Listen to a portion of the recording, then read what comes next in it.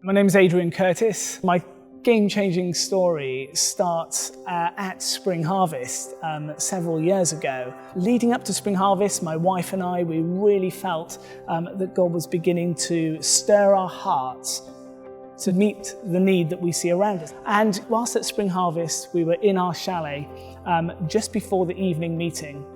And we decided to pray a prayer that was a very dangerous prayer. We said, God, you know, we can feel you calling us to do something.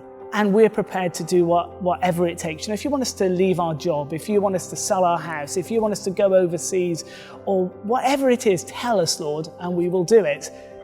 My church was a very small church. It had just 5 people in the church. You know, and we thought, well, what can we possibly do with such a small church? And the word food bank dropped into my mind, and I Googled the word food bank, not knowing quite what it was or why I was thinking of that, and I came across the Trussell Trust. We launched Wales' first food bank right here in Ebbw Vale in Blaenau Gwent. And very soon, an entire network of food banks developed across Wales.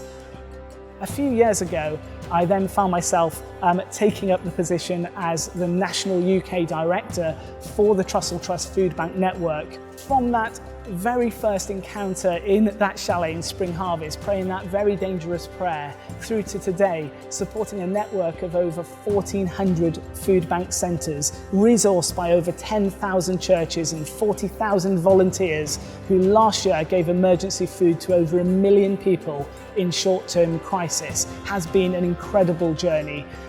I absolutely don't think that I change anything. I think God is into game changing. When God has a willing heart, then He steps in, He changes the game. He wants us to put Him first in every part of our lives. And I believe when we try to do that, when we begin to do that in our lives, He does the rest. He does the game changing, and He turns our world upside down.